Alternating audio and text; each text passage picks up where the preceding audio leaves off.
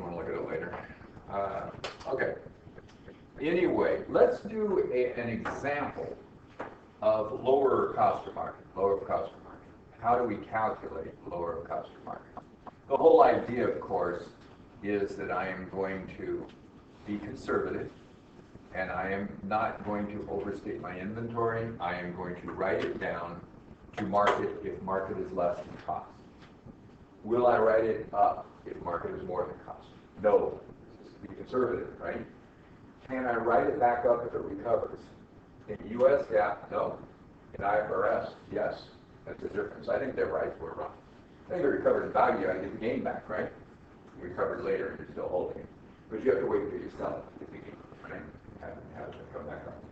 Okay, and so they give us this idea of ceiling and floor. I'm not a big fan of calling it ceiling and floor. It's okay, because one is the ceiling and one is the floor when you do it using lower cost or market. But you just take the one that's in the middle.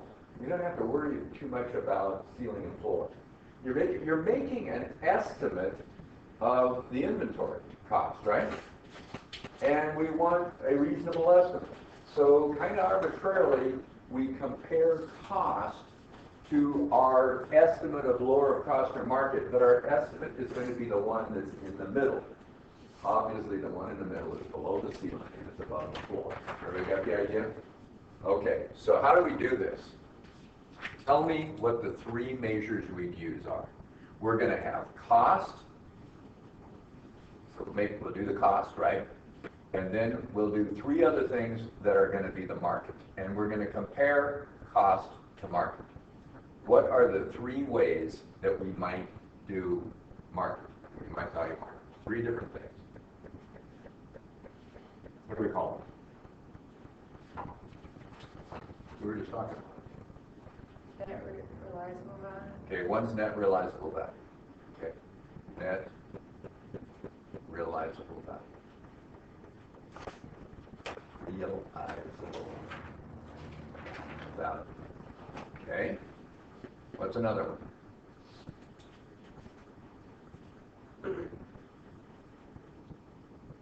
Net realizable value less what? Let's read the chapter. Normal profit. Normal profit.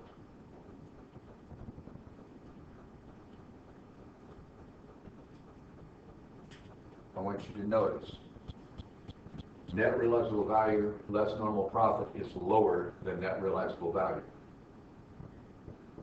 That makes net realizable value the ceiling and net realizable value less normal profit the floor. Because we're always going to take the one in the middle. What's the other one we can have if it turns out to be in the middle? Well, replacement cost. All three of these are going to be an estimate of market value, okay? All three of these, so this is going to be replacement cost.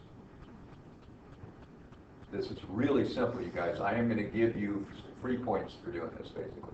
Right? You're going to be able to calculate this, no problem whatsoever. Those are the three, and you're going to take the one that's in the middle, okay? Just arbitrarily. You just get an estimate, market, okay? And then we're going to compare it to cost. If cost is lower than whichever one of those is in the middle, guess what? You use the cost. If the market one that we're going to use, the one that's in the middle, is lower than cost, guess what? You use the market. That's it, okay? So let's do an example. Let's do 9.2. Exercise 9.2 on page 5 to 7. Let's use that. Okay? Tell me what you would do with that problem. Exercise 9.2, 507.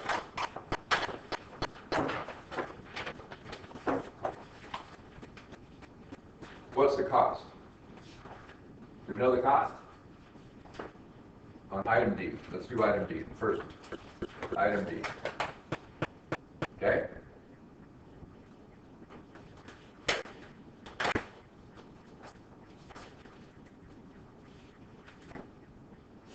What's the cost? 75. This is too easy. Okay, now we need to know what the net realizable value is. What would that be? What is net realizable value? It's the selling price less what? estimated selling expense. To get it sold and delivered, basically, is the idea, right? Cost of disposal, cost of disposal, selling cost. Got the idea? So what would I do? I take the 120 sales price less what? The 30 estimated selling price, right? It's 90. Everybody agree? Then what I want to do is I want to take normal profit away from that. What's the normal profit on this? Out of the 120, they could do it as a percentage, right? They could say if the sales price 10% is the normal profit, or 20%, or 15, or something. Just use whatever they give you. That makes sense? And they could also tell you that the selling expense is a percent of the sales price too. That's not a big deal. You can compute it, couldn't you, really? Okay?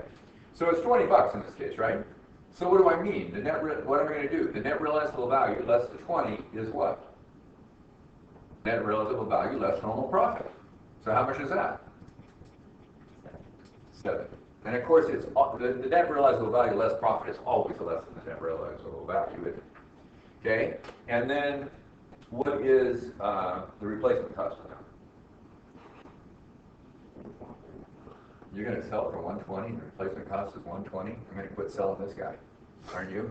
Sell what I have, and that's it.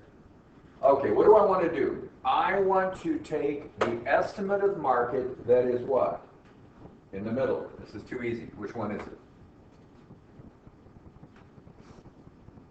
Which one of these 3 estimates of market? This is an estimate of market, this is an estimate of market, this is an estimate of market. This one's in the middle. That's the one I'll use. I'm going to compare it to cost. Do you want to use cost or market here, seeing as cost is less? Cost. Lower cost or market. Are you guys okay today? Oh, okay. It's just too easy. Yeah. Are you kidding me? That's it. What if I have 500 of those? Well, take 500 times 75 bucks. You value the inventory. Everybody good? Where do you get the replacement cost, by the way? It's what you have to pay to replace it.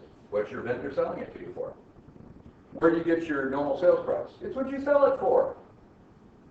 Right? Where do you get your normal selling cost? It's your estimate of what it costs you to sell it. What do you have to do to wrap up and get rid of it? Okay? What's your normal profit? It's your estimate of your normal profit, which is what, of course? Sales price less the selling cost less cost of goods sold. Right? So this is kind of, if the net realizable value, right, is less than replacement, you're going to be over on net realizable value, right? If replacement is less than net realizable value, you're probably going to be replacement unless what? Unless replacement is less than net realizable value less normal profit. So we're always the one in the middle. So you can see net realizable value is the ceiling, right? You can't go above that. And net realizable value less normal profit is the floor. You can't go below that. Okay? All right, guys. That's it. Now, real important.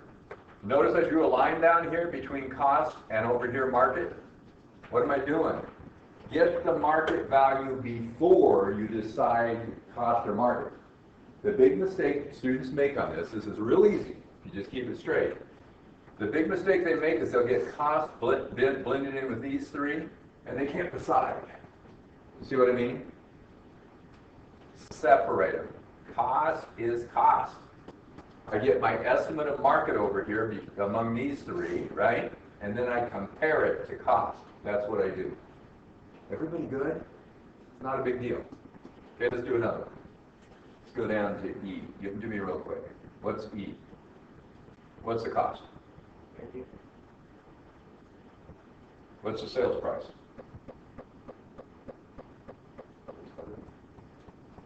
E? Oh, sorry. 110. Okay. And what is the estimated selling? 30? Come on, you guys. Okay. And what do we got? What's net realizable value? 80. It's also 80. So cost of each, so cost per ton. Okay. And then what's net realizable value less normal profit? 60. 80 less 20, right, guys? And what's the replacement cost? 72. Which one of these 3 estimates of market are in the middle? Is in the middle. Replacement cost? Replacement cost. See, because the replacement cost is more than the net realizable value less normal profit. It's in the middle. Right? Everybody got it? So I'm going to take the one in the middle. There's still a ceiling and floor, right? Net realizable value and net realizable value less normal profit. It's kind of silly, I think, to say that. But what am I going to do? I'm going to compare 72 market value to what? 80 cost. Everybody see it? Okay. So which one do you want? Replacement cost. Lower. Okay, take the replacement cost. So if I have 1,000 of them, 1,000 times 72 bucks. Got it? So I'm going to value my inventory. Okay? Let's do that.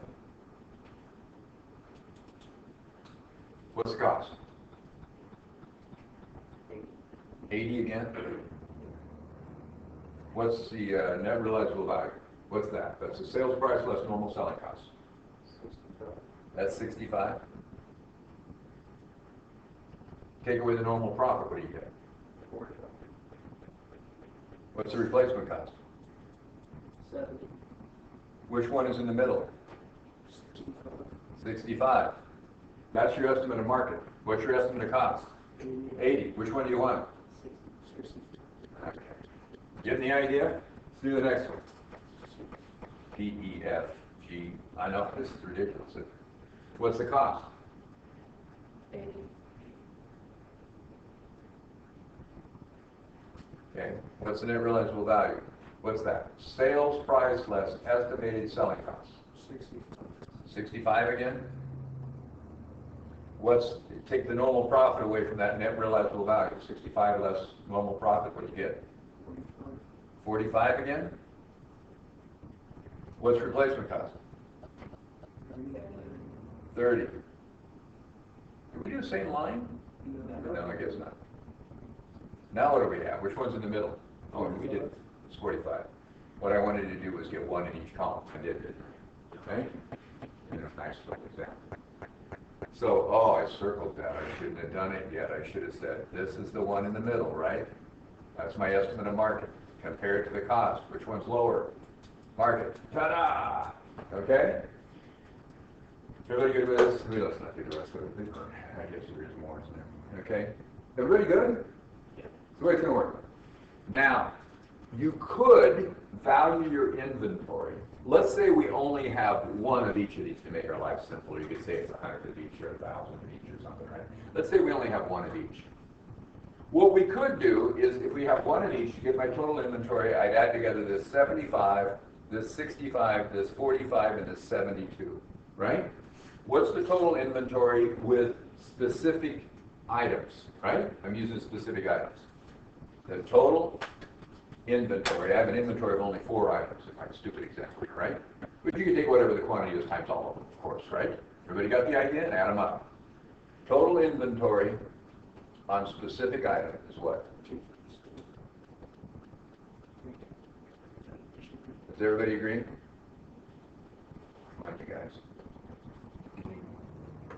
I know you're motivated. I know you're working. I know you're burned out. Things. You gotta get hopped up a little. You got a lot of points left here, right?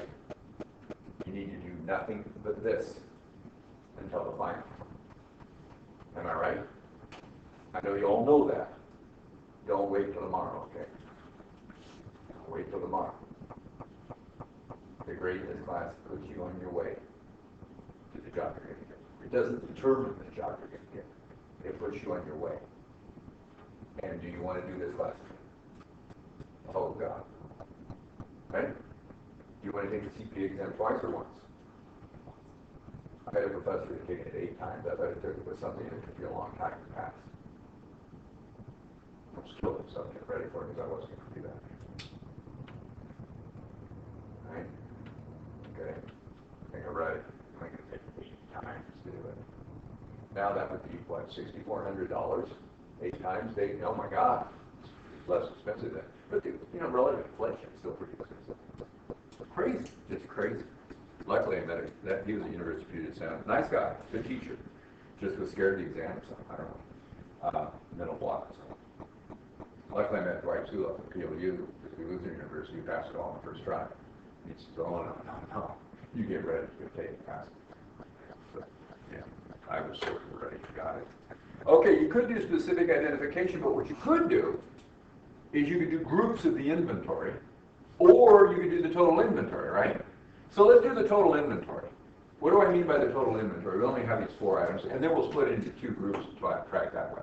Okay? What would be my total inventory at cost? All you do is total each of these, right? What's my total inventory at cost? 75 plus 80 plus 80 plus 80. What is it?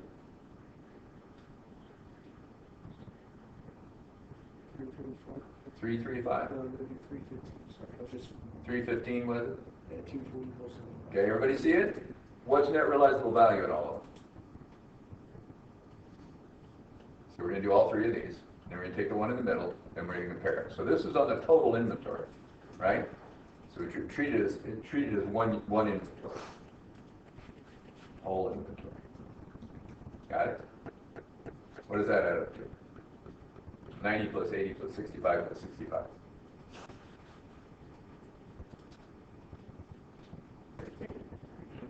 300? Is that what it is? Okay. What's 70 plus 60 plus 45 plus 45? 220. What is 120 plus 72 plus 70 plus 30? 292. Which one's in the middle? 292? Everybody with me? That one's in the middle, isn't it? What am I going to compare it to? Cost of 315. What's my inventory? 292. Everybody got it? Is that a different number than 257? Of course it is. What happened? I was able to offset some of the ones that are over against some of the ones that are under, right? Would it be possible that the middle one here was more than the cost and I just leave it at cost? Yeah. I am much less apt to write it down if I do the whole inventory than if I do specific items. Make sense? Because they can offset each other. That's all that's happening. Some are over, some are under. In fact, in this case, what happened? If I use the whole inventory here, I end up with an inventory value of 292 instead of 257. Let's say that's millions. What happened to my write down of the inventory? I'm going to write it down from 315 to 292 instead of from 315 to 257. That's a big difference in net income. Got it? Okay, just in our simple little example. All right, now we could do it by groups. Let's do groups. What would you do if it was 2 and 2? What would I have here? 75 and 80 is what? 155? Everybody agree? 80 and 80 is 160. Everybody agree? 90 and 80 is 170. 65 and 65 is 130. See what I'm doing? I'm doing it by groups of inventory. So you might have different types of products. We go in different types of inventory. You group them together. Okay?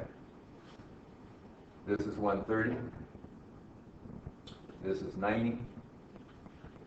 This is 192. I don't know how this is going to work out. This is 100. Which one's in the middle here? 70. The 170 is? Do you agree? That's the one that's in the middle. Okay? And I'm going to compare it to what?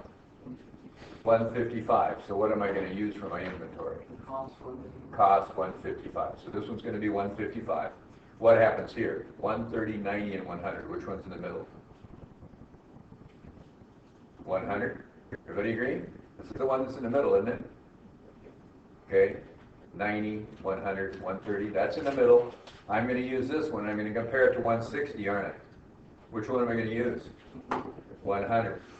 I am going to add together 155 over here plus 100 here, and what do I get? 255, is that what that is? That's an interesting outcome. Usually wouldn't be that way. But this is by grouping, by groups. And what do I get? I got an even lower inventory. Usually that would be higher than the specific identification because there'd be less offsetting. But anyway, the way this down, I had a few inventory items. Got the idea? You can get into different inventory values with losses. Therefore, different losses on writing down the inventory. And if we do the whole inventory, we have less probability of even getting to write it down at all, right? You have enough items where cost is less than market, right? To offset the ones where market is less than cost, you might have no right. Okay, everybody good? So that's one topic. Okay. Then relative sales value. Let's do one of these. Okay. Let's do a relative sales value on exercise 9.7 is a good one. Okay.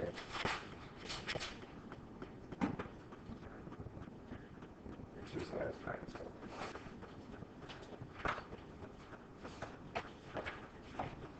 Yeah, was that exercise 9.2 with it? Down, I guess, in case you go back what it is. Okay, exercise 9.7, relative sales value. All right, so what they did here was they purchased a tract of land for $55,000. They improved and subdivided building lots for additional cost of $34,460. By the way, the cost of improving it and subdividing it become part of the cost of what? The land. Sure, it's the land. Okay, so the land really that we are going to apportion, right, to the various lots. What I want to do is figure out how much cost of goods sold goes with each lot, right? So therefore, how much inventory goes with each lot, because the inventory is going to become cost of goods sold. And the inventory is the land. Does that make sense, guys? We're just apportioning for cost of goods sold. Okay? All right. So how much was the land purchase price?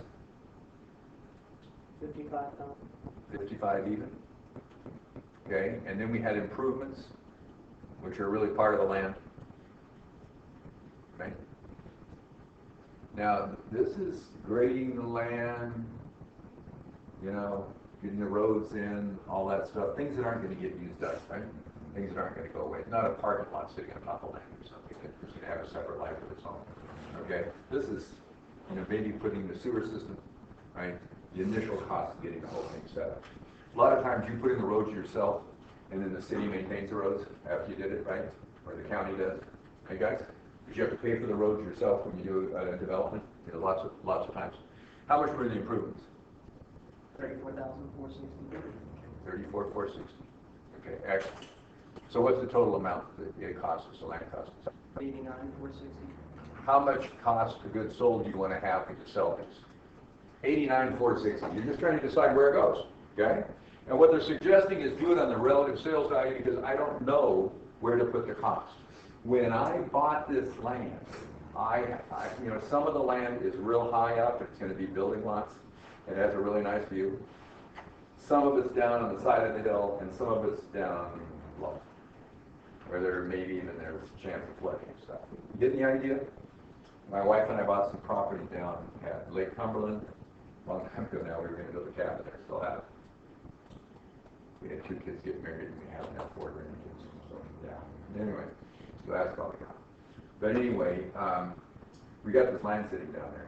Our land wasn't nearly as expensive as these. There were some of these lots. Our land cost 1/4 as much as some of them, 1/10 as much as a couple of them. These lots were unbelievable. They sit up above the Cumberland River, Lake Cumberland, and they all the way around the lot that has view. They're way up on the side of the hill, of a cliff, kind of, you know. Plus, there's a nice access road, and you know, so they're just really nice. Well, it's the world I can afford that. Mine has a little bit of deep water, okay? Right? My wife and I bought. Guess what? They bought all the land together. They had to apportion the cost across those, right? Okay, so certainly the one that has this great view is worth more, right? So would you want to probably put more of the cost on it? Maybe. This is a way to do it. What you could do is you could take the number of lots and just divide it into the 89,460 and say each lot costs the same.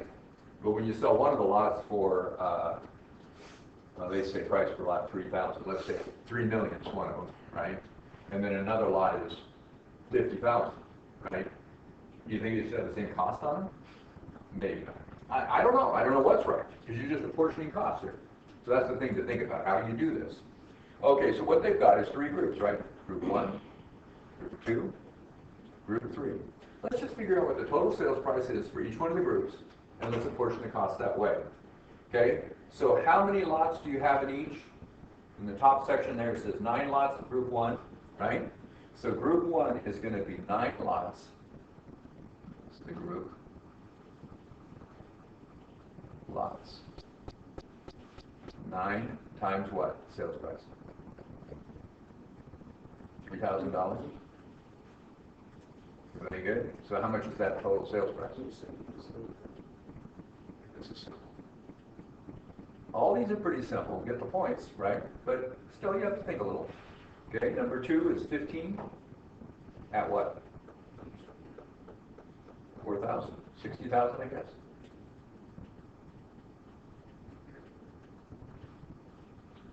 $17. Group 3, and these are $2,400 lots. Boy, they must have bought these lots a long time ago. Okay, anyway, right? So add a 0 to everything at least.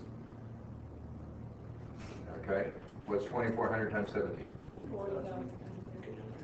40,800. Okay, how many lots do we have? 9 plus 15 plus 17, I guess. 41.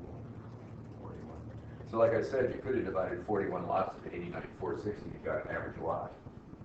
Right? Probably better to try to match up the revenues with the expenses a little bit. I don't know. What's the total here? The sales price. 127,800. Yeah, 127,800. Okay, you can even get your average sales price, 41 into that. Be fine. Okay, if you wanted to. Okay, so now what do you want to do? I want to apportion the cost of the lots, right? So let's take the cost. Okay, what's the total cost?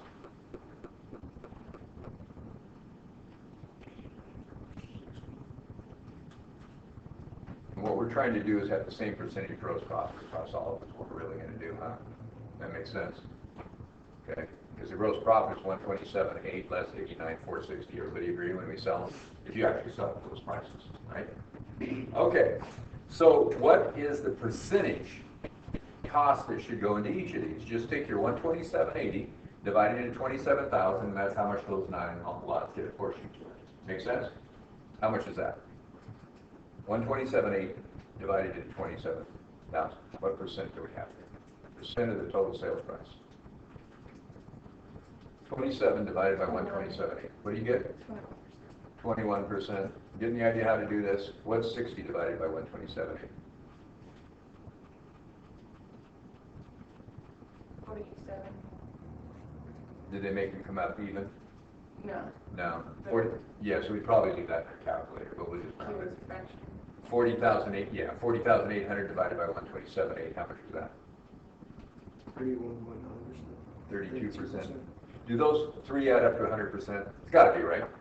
Just make sure they add up to 100%. 21 plus 47 plus 32, is that 100%? We did our math right? Okay, so take your sales price, or take your cost, 89,460, right? Times 21%, and that's how much cost we want on those 9 lots. How much is that? And you can vary the order of the math I'm doing here, it doesn't matter. A little bit. What's 0.21 times 89,460? 18,787. Okay, do the same thing for 47%. For type 2 lots, group 2. 42,046. 42046? Yeah. Okay, and 32%? It's 28,627. Okay, add those 3 together and make sure it's the 89,460. Double check your math, right? Pretty mechanical here. And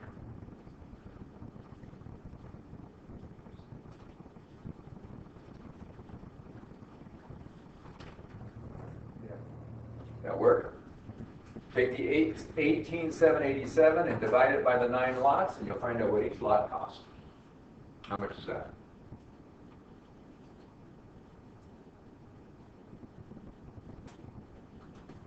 Nine into 18,787. 2,087. Okay, do the same thing. 15 lots into 42,046. How much did those lots cost you? 2803. 20. Or it's 2,803. 803. Yeah. Okay, all right, what's the next one? 17 lots, 28,627. 1,684. Okay, you don't really need to add those together, it doesn't mean anything, right? What's the gross profit per lot? If I asked you something like that. And then I'd like you to do the gross profit percentage per lot.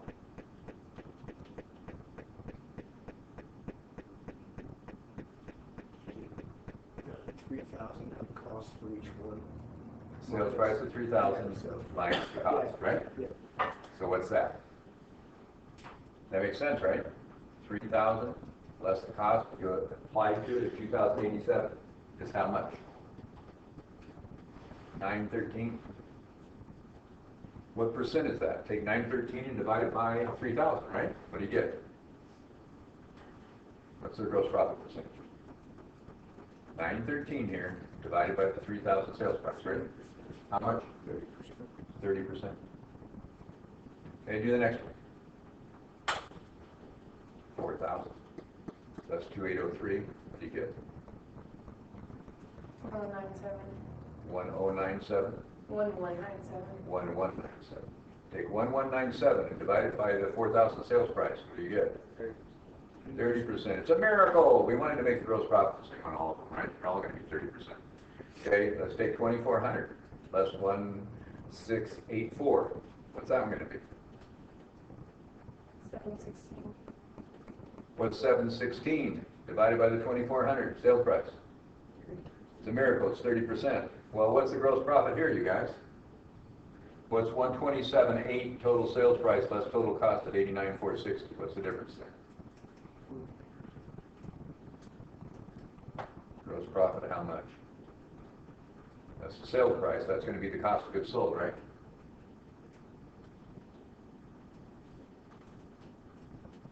How much is that? 27 and 11. It's going to be 30%. Yeah. What's the difference there? 38,340. 38,340. This is too easy. Take 38,340 and divide it by the 127.8, and of course you get 30%. That's all we're doing. Everybody see what's going on? Okay, write the journal entry to record the sale of lots. Okay, this next one. Operating expenses for the year allocated to this project are 18.2. Lots unsold at the end of the year were as follows. Okay, give me net income. Give us the journal entry to record the sale and then record net income. So if you do the journal entry, you're going to be able to do sales less cost of goods sold is gross profit, less operating expenses is net income. Am I right? Go. Do it. What's the journal entry for selling the lots they sold? Assume they sold it for cash, I guess. It doesn't matter. Cash on account. Aren't you going to debit cash and credit sales? What's your entry going to be for the lots? Debit what? Cost of goods sold and credit inventory of land. It's probably where you have this, by the way. Land inventory. It's not land to us, it's inventory to us, isn't it? Right? Because we sell land. Great business to do. So compute how much. Now that's how much inventory they had left, so you have to take what they started with, plus what they had left is what they sold. Figure out your sales and your cost of goods sold. Can you do it pretty easy?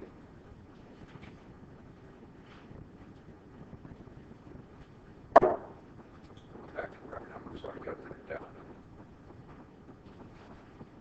How much sales price do you have for each one? You know. How much cost do you have for each one? You know. Compute it.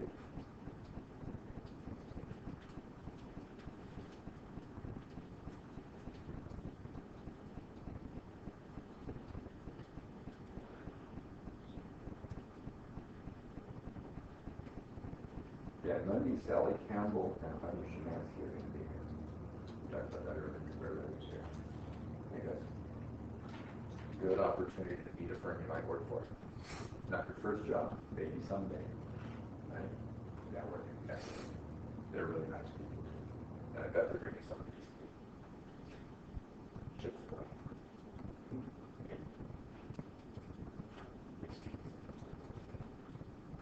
I think they know we get more pieces of it. Possibly. Might be something else on it. Nice. Good people. They're kind of thrilled they're the first one in this year. Psychology, there's something called a recency effect, something called a primacy effect. things you remember are most impressed by are the things that you see first, and the things you see last.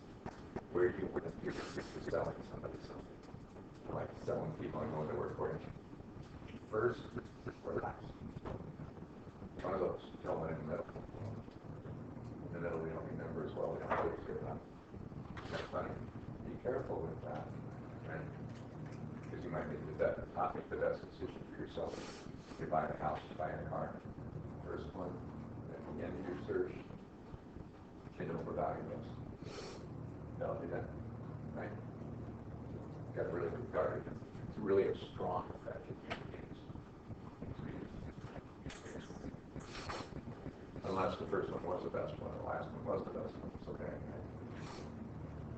So, I shouldn't have said that because they're going to be first. Now you say, oh, they're going to go like it. So you got the values? What would you do? How many group one do you have left? Start with 9. You still have 5 at the end. How many did you sell? 4. So that'd be 4 times 3,000 or 12,000. Everybody agree? That's the sales for that one. Okay. How about the cost? 2,087 times 4. You guys with me? This is too easy. What's 2,087 times 4? You did that, right? You had to get the totals. What's 4 lots then? 8348. 8348. So we got that. I know my sales price and I know my cost. Okay, on the next one. There were 15 lots. We still have 7 left. How many do we sell? 7. Oh wait, sorry. 8. We have 7. It's 8, right? All right. 32,000 sales price. Everybody agree? Wonderful. Take your 2008 803 also times 8, right? How much is that? 2803 times 8. 22,424. 22424. Okay. And then on the last one, there's 2 lots left out of 17, so I guess I sold 15 of them. What's 15 lots times 2,400? And what's 15 lots times 1,684? It's easy, isn't it? 24 times 15.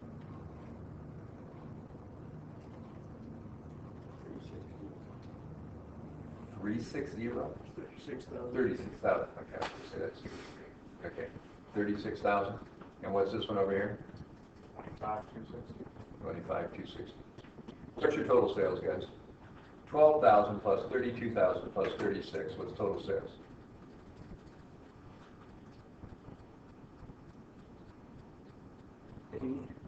80,000 even.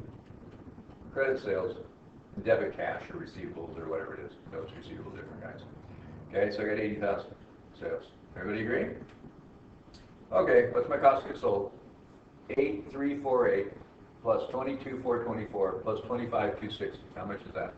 56,032. 56032. Yes. Excellent.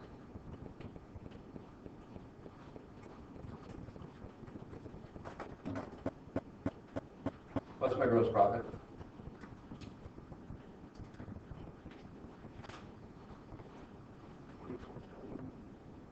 $23. What percent do you think that is of the 80,000? Let's hope it's 30, right? Yeah, all right. What were the operating expenses they gave you? 18,200. What's your net income? 5,768. 768. Even I can do this.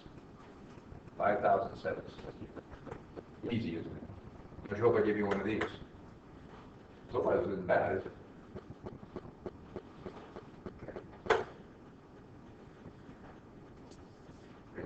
Really exciting.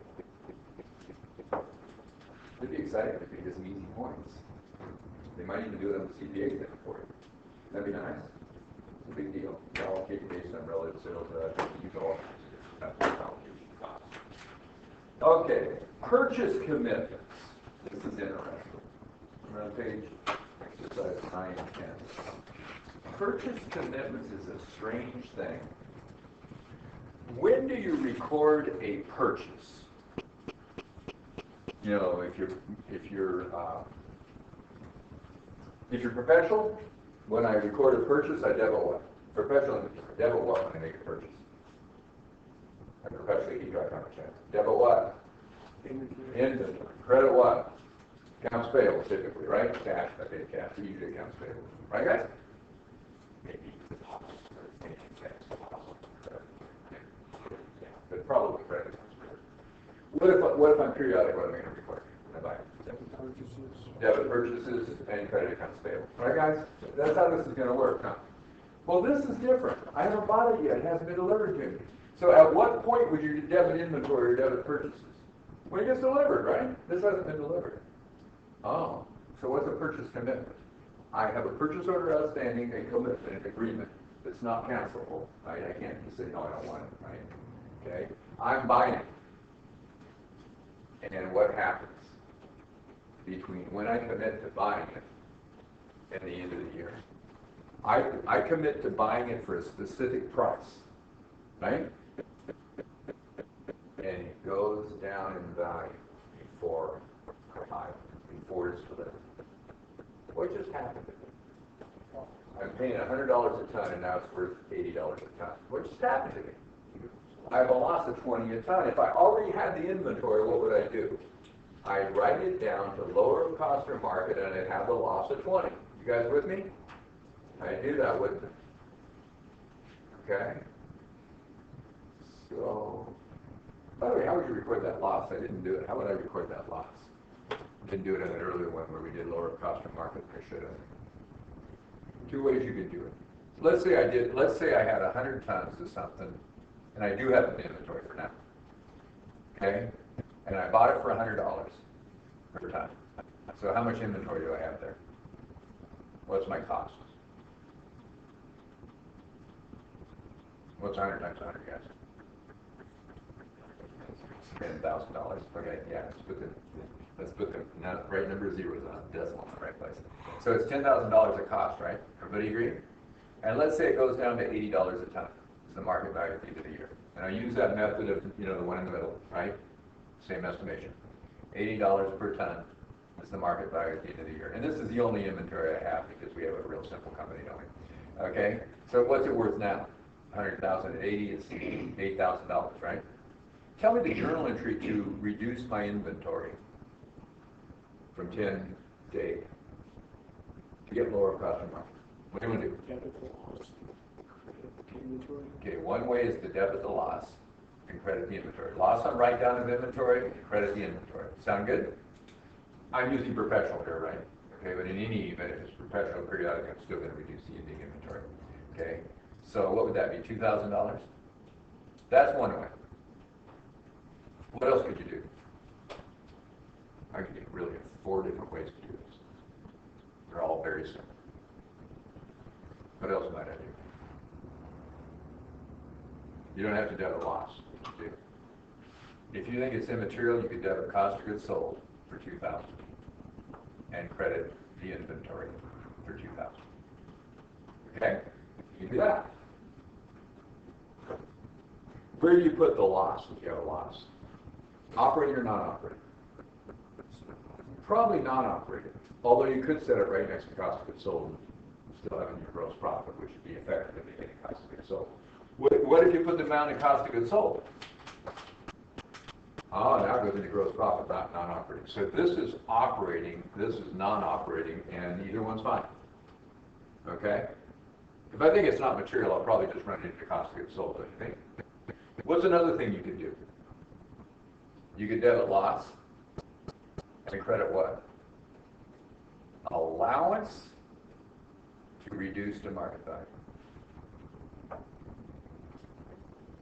Would you only have that in a business tree in which your inventory would fluctuate a lot?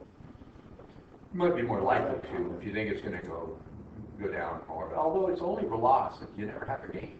So and it's just a different choice, I guess. The better way to put it.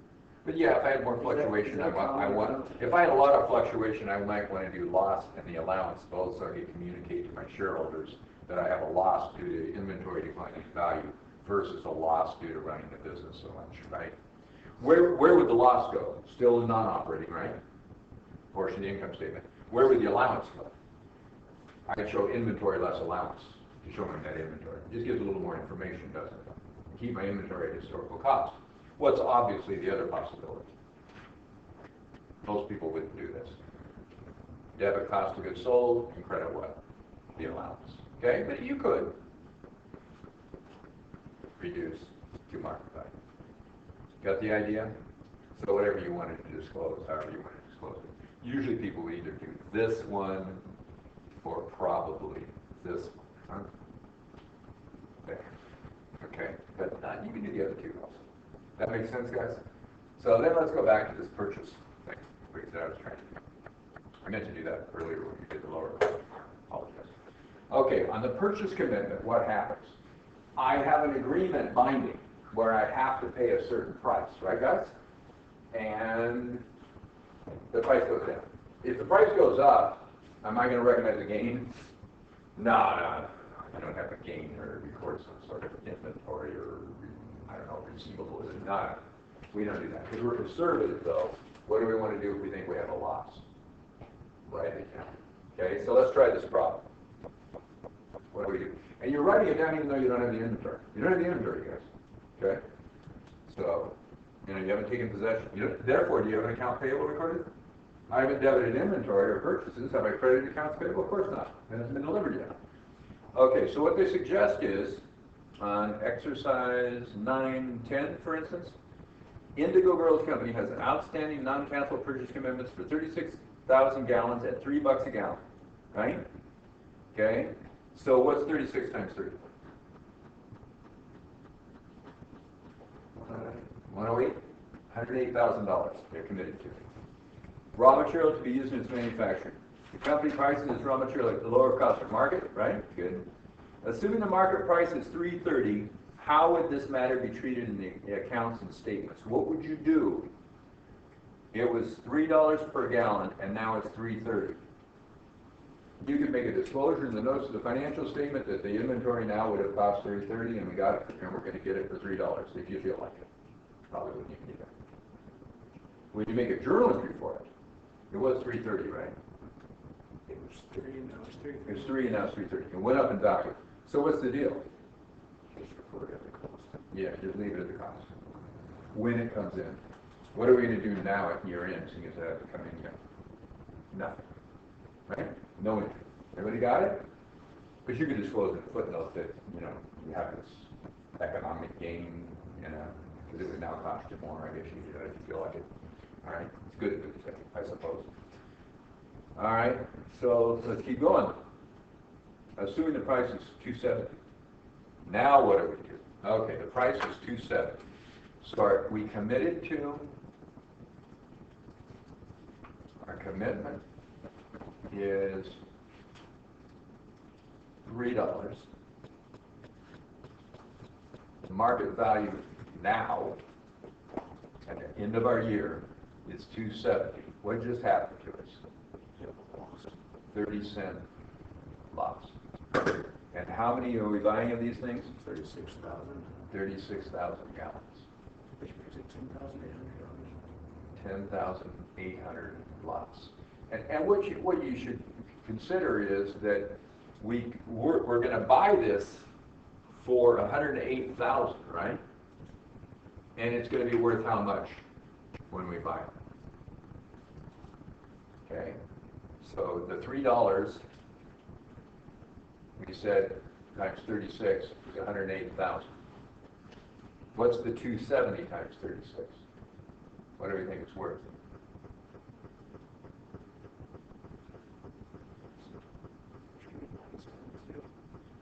Sounds good to me. That's the 10,200 loss. Everybody see it? So I haven't recorded any inventory yet, but I still record a loss. Loss on purchase commitments, they're going to call it. Or a name similar to that, okay? How much? 10,800. What do you want to credit?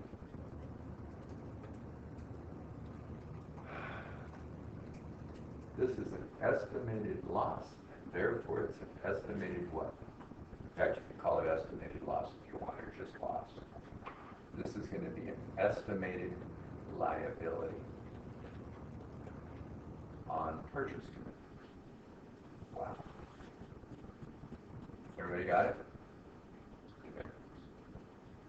And the book it says unrealized holding gain or loss doesn't really matter when you put it. Yeah, unrealized is actually better. Yeah. 'Cause why is it unrealized? You haven't bought it yet, so you don't have a cash loss yet. Okay, it's unrealized. What does realization mean? Cash changes. At the time you buy this, that is when we'll have a loss. Okay, in terms of realization. But we're going to go ahead and recognize this loss in the income statement. So thank you very much. Estimated unrealized loss. Yeah, much better. Or just unrealized loss. Okay. So now, how are you going to show that in your balance sheet? The estimated loss probably would go where? Non-operating, but it's an expense in any event, right? So loss in any event. Okay, on the income statement. It's the income statement. Where does the liability go? Balance sheet current liabilities. Expired probably within a year. Okay? Now it comes in. Okay? Only they made it so it came in at a different price, didn't they? Made it a little more difficult. Right?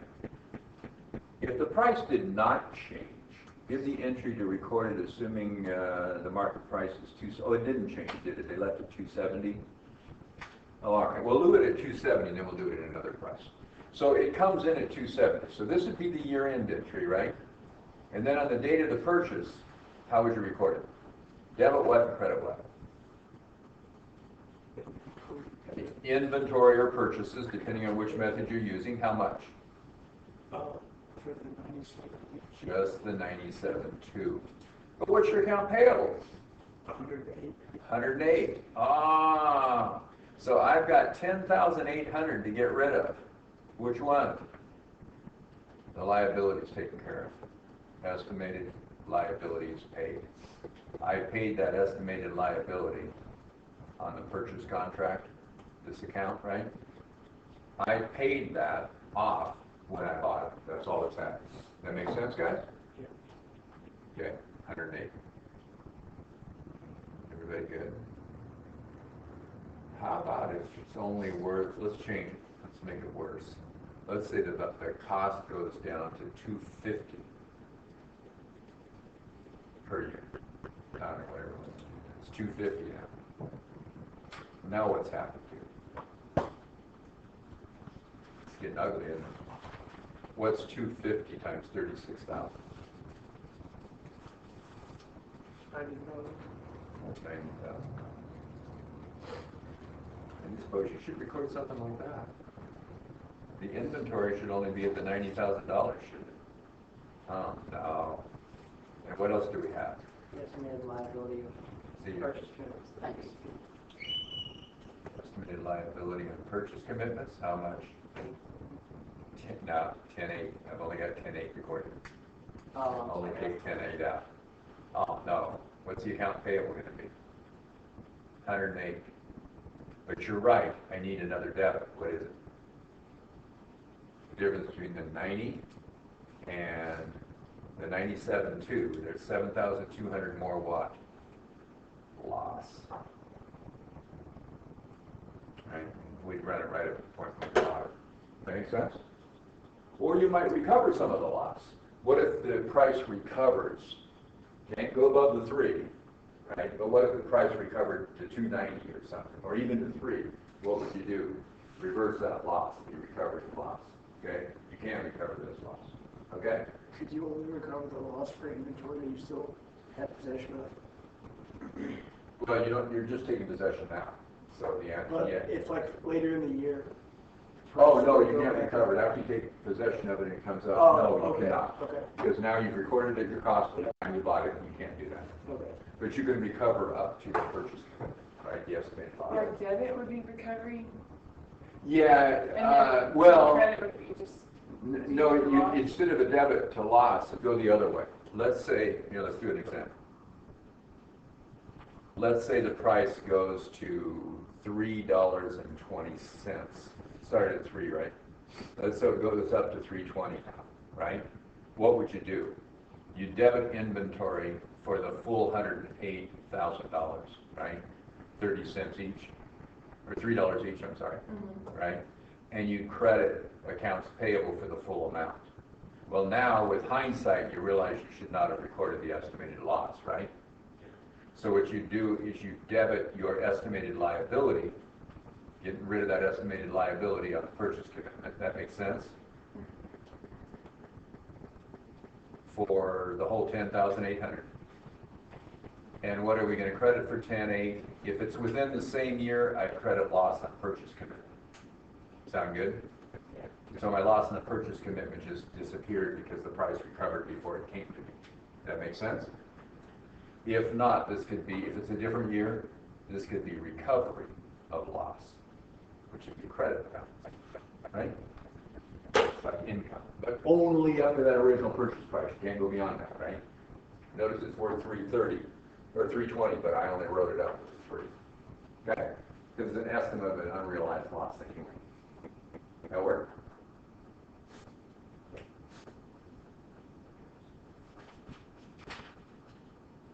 All right, let's do something on gross profit method.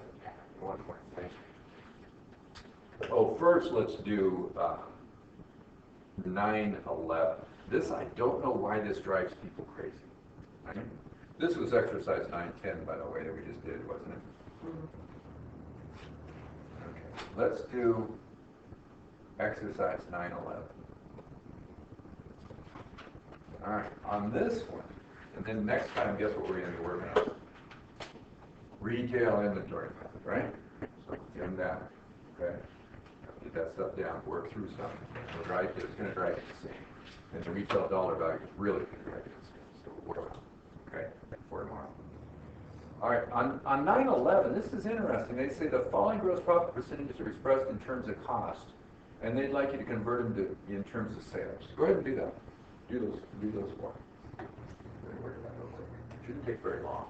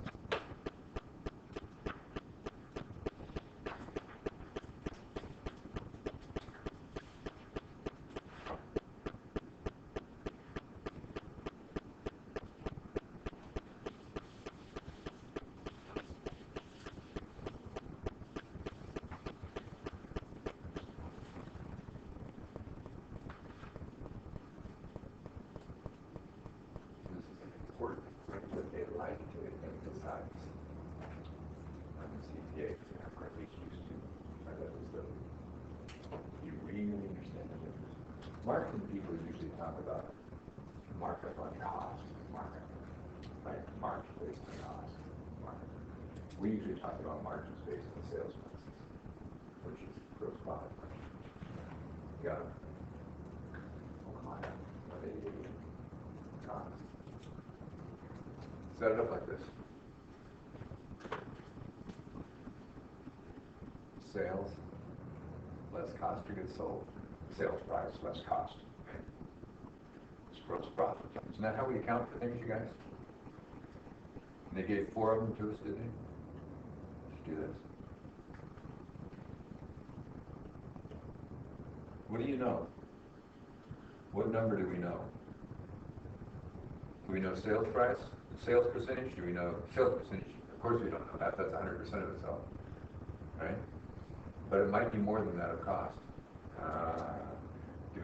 What do we know? Do we know the percent cost is? What do we know? What is this thing? Gross profit expressed on terms of cost. It's the relationship of this one to this one. Right? We're saying the cost is 100% in each case. Oh.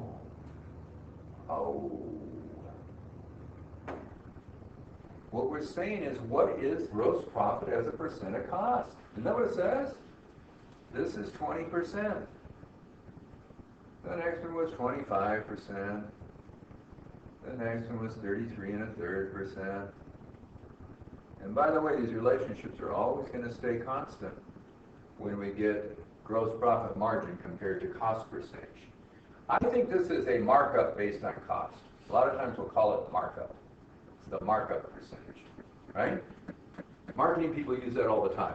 Something cost me $1, I add 20 cents to it. Something cost me $100, I add 25 cents to it, right? Different products. So this is 1, 2, 3.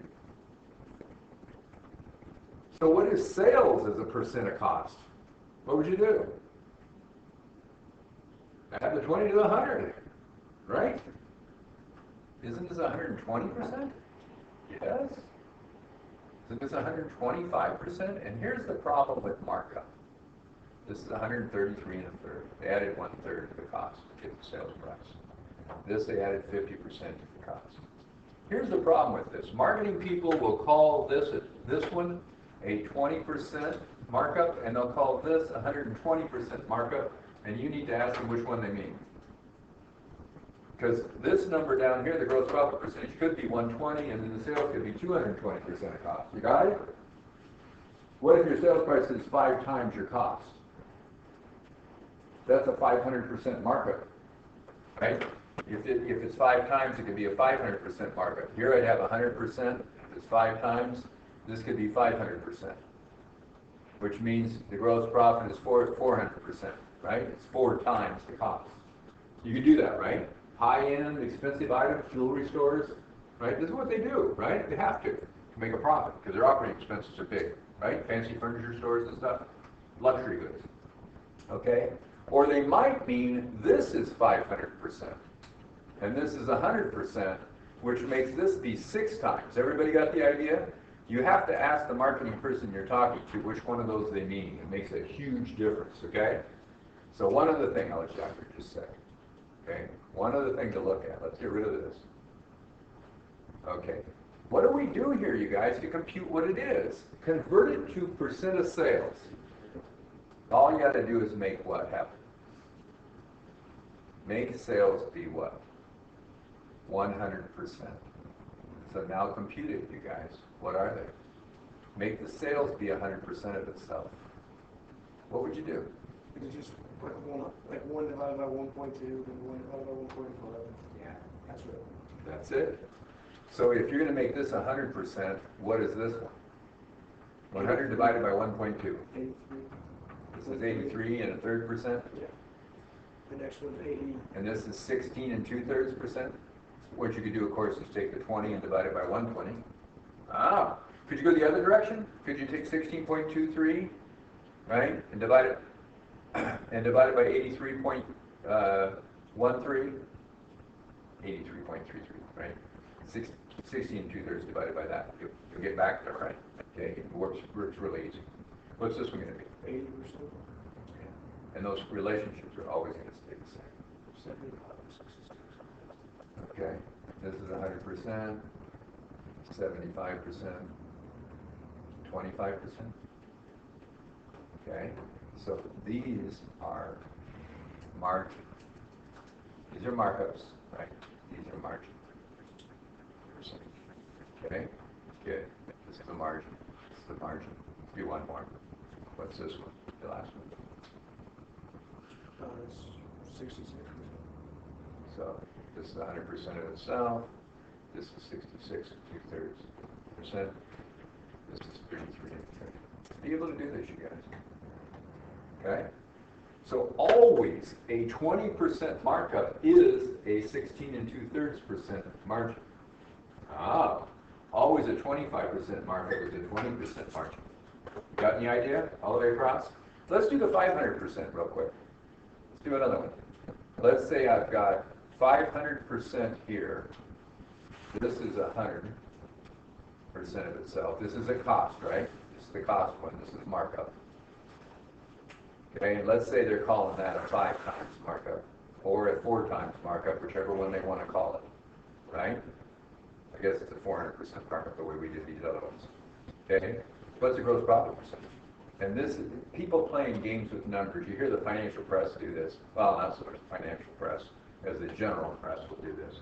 Oh, they have a 500% margin. Well, that's impossible. You can't make 500% off of 100%, right? So this 500% markup means what? Or 400% markup, whichever way you want to say it. What does it mean? What's your gross profit percentage? This is 100%, right? What's this one? This is 20%, this is 80%. That's an 80% gross profit, which is really big, but it's not 500% of your sales price. You don't make 500% of your sales price, right? You make 80% of your sales price. And besides, that's only your gross profit. Now you have to take away the operating expenses.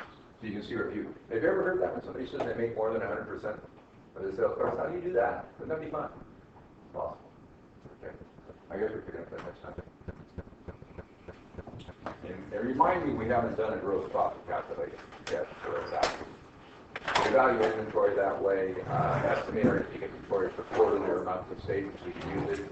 Also, if we have a loss of inventory, like a fire loss or something, you can estimate what our loss was. Okay? That's where we're not using professional inventory. We're using periodic make an estimate. Go away and have fun, guys. Study. I was going to email you what? I think you get Oh, no, I didn't. Well, you can look at it. it should be. It's about that recognition, that's not. Oh, no, I didn't. When do you do that? Oh, because they're already finished.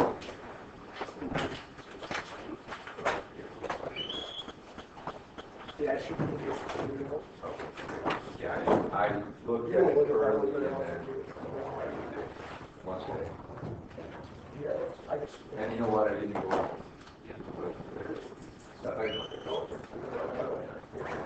I didn't go and put the recordings for the last. No problem. Thanks. Making sure you hear everything. They'll let you go in there. It's under file.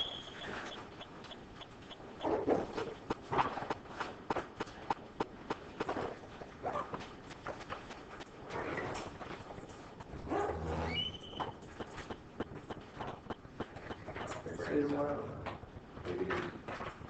Glad to go into that, I think you'll enjoy it. Yeah, hopefully. I think it should be helpful. And meet some people too. Yeah, Talk a lot. it's kind of just useful to learn how the whole process works. Yeah, well, there'll be people there who are telling you how the process works. Those are people who might hire you. Yeah. Yeah, so it's nice. Yeah. Yep. So ask lots of questions, be really involved, be real interested, and all that stuff. What's that good? I just want to ask your opinion on something. Yeah. I've been working at LG&E since December, Let me kill this. and their regulatory exam